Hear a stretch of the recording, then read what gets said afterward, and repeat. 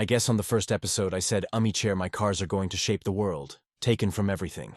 I'm not happy with all my mistakes. The secret is out. At 53, Bad Chad Hiltz just dropped a bombshell. And trust us, it's the one thing his loyal fans have been whispering about for years. He's the undisputed king of custom car chaos, a defiant artist who doesn't just build cars, he dares them into existence. Chad is famous for his junkyard rebellion.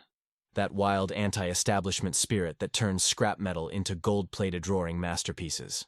But behind the welding mask and the grease-stained legend, he's always kept his personal life locked down, tighter than a freshly bolted engine block. For years, the speculation has festered. The loyal audience had a hunch, a persistent nagging question about the man who operates outside the system. Well, the wait is over. Bad Chad himself has broken the silence, confirming theoremers that have set the internet on fire. The truth, it's bigger than ASIC's F-Figure custom build. So, what stunning revelation finally escaped Theggerage? Stick with us as we peel back the layers and break down the incredible life of the man before the motor. Long before the flames of the Discovery Channel spotlight ever licked his name, Chad Hiltz was an anonymous kid from a town called Kingsport, Nova Scotia. He was a small-town rebel, his head crammed with massive impossible ideas that dwarfed the sleepy Canadian landscape around him. On August 31st, 1971, the future Bad Chad entered a world defined not by speed and chrome, but by the slow, predictable rhythm of the Minas Basin's mighty tides. Kingsport was a place of quiet porches and salty air, completely devoid of the flashy lifestyle he'd one day embody. Yet this very scarcity, this salt-swept calm, was the crucible that forged his unconventional mind. His childhood was a masterclass in making do.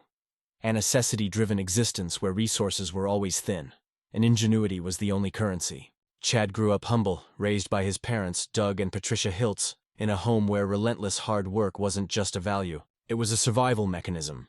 His father, Doug Hiltz, was a local hero in the garage, a car body repairman whose work was fueled by pure grit, not wealth. Doug didn't touch cars for collectors or high-stakes races. He fixed them because people desperately needed them to live their lives. Little Chad was a silent, meticulous observer, drinking in every lesson. The family bank account may have been lean, but the value of that hands-on education was immeasurable. While other kids were outside chasing the latest fads, young Chad was deep inside his own imagination. His notebooks filled not with homework, but with doodles of impossible futuristic machines. He was allergic to textbooks and standardized tests, but hand him a pile of utter junk, and he could instantly map out its potential. The core of his genius, this supernatural knack for turning scraps into something sacred, was birthed right there in the shadow of his father's garage. School was a cage for a mind like Chad Hiltz's. He briefly attempted the traditional route, even enrolling in an auto body college course. But the rigid structure of formal education felt like a physical restraint. He bounced out of both high school and college, not from a lack of intelligence, but because the system couldn't contain his unique mental architecture.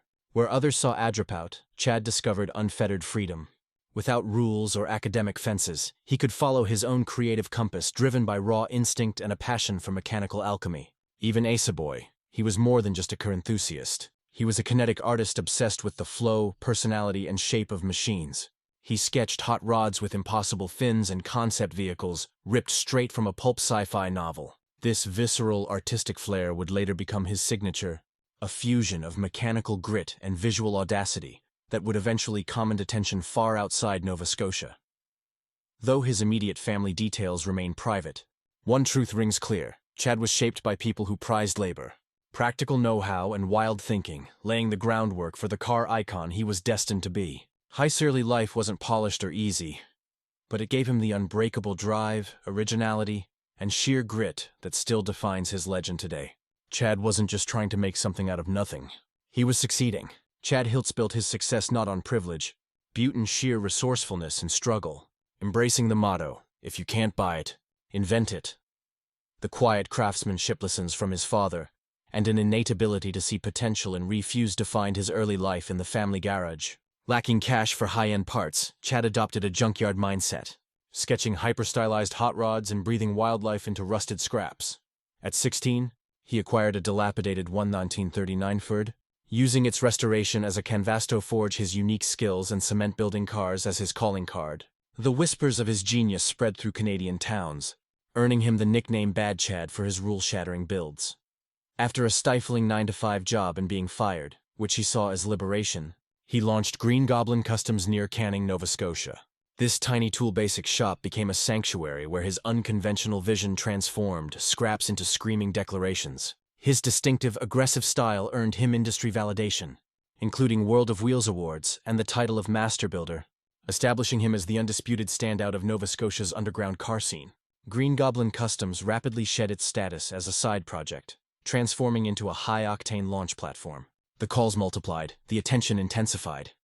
What began as a forgotten shack in a quiet Canadian corner was suddenly laying the foundation for a global phenomenon. Chad had punched his ticket, and the horizon was blindingly bright. Yet the attention wasn't only coming from gearheads. The cameras were coming too. Chad's unassuming shop became less a place of work and more an unrestricted creative laboratory. Inside, he wasn't merely repairing rusted shells. He was resurrecting forgotten machines, infusing them with new, vibrant life. Devoid of high-tech machinery or a bank vault budget, he was famous for sculpting intricate parts from the most ridiculous sources. Scrap metal, twisted bicycle frames, old public signs. Nothing was too broken or bizarre. Chad's sight was laser-focused on potential. But as his reputation swelled, so did the isolation and the inherent difficulties. Running a visionary custom shop from remote Canada was a relentless, unglamorous struggle. Sourcing specialized parts was a nightmare. Cash flow was perpetually precarious, and broadcasting his work to a national audience felt like dragging a rusted chassis uphill. There were agonizing financial setbacks, crippling frustrations, and moments where simply walking away felt like the only logical choice. But quitting, that concept was never printed on Chad's blueprint. He doubled down on the struggle, held fast to his radical self, kept building, and banked everything on the belief that his work would scream for itself. And it did. In 2019, Chad made a symbolic strategic pivot, rebranding Green Goblin Customs as Hiltz Autoco, a move meant to signal a new serious era. But nothing, not even that transformation, could have prepared him or his burgeoning fan base for the seismic shift that hit that same year. Television producers hunting for the next big thing stumbled upon Chad's offbeat genius. They recognized something absolutely unique, a primal, unpolished, yet breathtakingly original vision. Almost instantly, Bad Chad Customs exploded onto the Discovery Channel, granting the entire world a VIP front-row seat to the furious creative anarchy Chad had been orchestrating in Nova Scotia for 2 decades. Everything changed.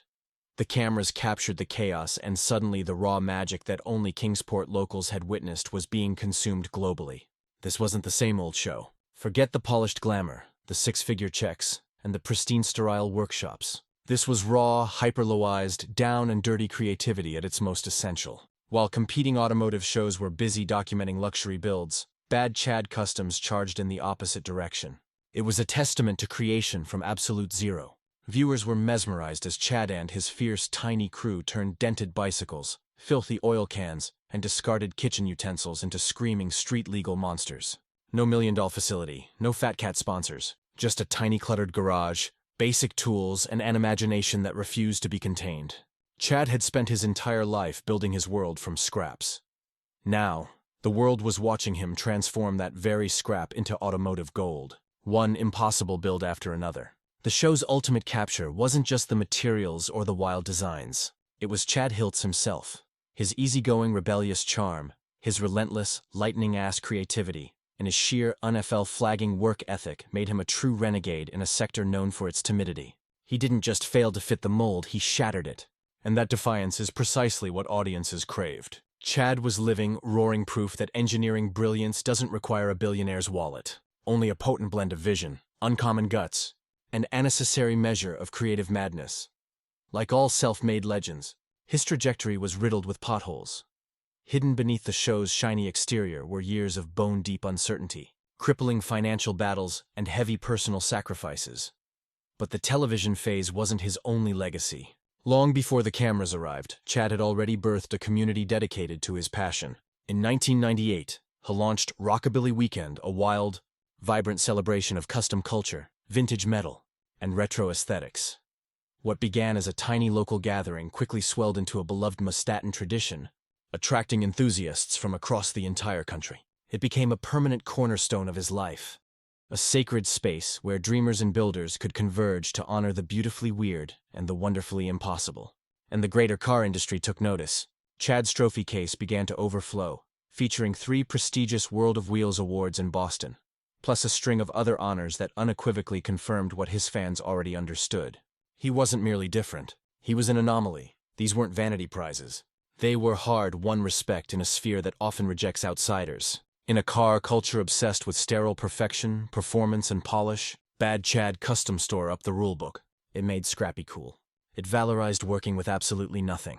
It encouraged the boldness required to find raw beauty where everyone else only saw trash. And in doing so, Chad didn't just earn a fan base. He ignited a full-blown worldwide movement. Everywhere, aspiring builders watched Chad's work and suddenly understood, my own garage is enough. But even as the spotlight blazed and the accolades poured in, the man beneath the mask had a quiet, profound human story. A life built from scrap in more ways than just metal. As Chad Hiltz's professional life blasted off, his personal world remained tethered to the fierce realities of struggle, responsibility, and relentless self-improvement.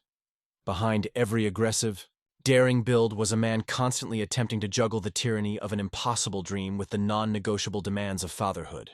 Chad's relationship with Hisson Colton, born from his second marriage, has always been the single most critical anchor in his life.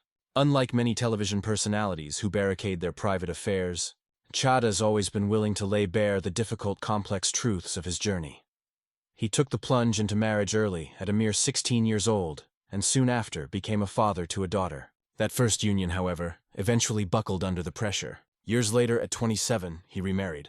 This second highly significant partnership brought Colton into the world on August 10, 1998, a moment that would ultimately define Chad far more profoundly than any custom car or lucrative TV contract. Unfortunately, this marriage, too, ended in divorce. Yet through the painful ruptures, one element remained sacrosanct: his fierce, unwavering commitment to being a father. He has often spoken openly about the constant, grueling tug-of-war between his life-consuming passion for building and his absolute duty as a parent. The two worlds rarely coexisted easily. There were necessary, heavy choices, countless missed moments, and real-world sacrifices. But through all the turbulence, Chad's devotion to his children never once stalled. He wasn't merely shaping scrap metal into rolling masterpieces. He was relentlessly trying to shape a life that his son Colton could genuinely be proud of. Today, Chad Hiltz is not flying solo, neither in his life nor in his business empire. Standing squarely at the absolute core of his personal and professional universe is his powerhouse fiancée Jolene McIntyre. She is a strategic force of nature in her own right, and perhaps the single most crucial reason that Bad Chad Customs transcended a simple garage operation to become a brand. Jolene, a local from the very same quiet Nova Scotian town that hosts Hiltz Autoco, has weathered every single high and low be Chad's side. She is much more than a supportive partner. She is the essential organizational pillar that keeps the entire chaotic machine upright. The first sparks flew when Chad drove up in one of his legendary creations, the Green Goblin, a custom monstrosity that started life as a 1962 Chrysler Windsor. Jolene was working at a local tavern at the time, and their initial collision was engineered by a mutual friend named Reggie, who literally brought her outside to starete the eccentric, loud car. Initially, Jolene was utterly oblivious to the world of custom vehicles. Chad, however, was instantly captivated and absolutely determined to integrate her into his bizarre, beautiful orbit. Over time, he cleverly managed to rope her into organizing his annual Rockabilly Weekend Car Show, where she quickly demonstrated terrifying aptitude for planning and complicated logistics. Witnessing the event's raw, untapped potential, Jolene instantly recognized it through a business management lens. Her professional background brings essential structure to the raw, uncontrolled kinetic energy that defines Chad. While Chad is the furious artist sketching, welding, and transforming yard scrap into mesmerizing art, Jolene is the silent engine that powers the business. She impeccably manages the finances, coordinates all the logistical nightmares, and ensures the entire Hiltz Auto Shop functions with the precision of a well-oiled, high-performance machine. While her daily routine might not involve grinding metal or sketching wild new designs in the garage, Jolene has fully strategically embraced the world of custom car building.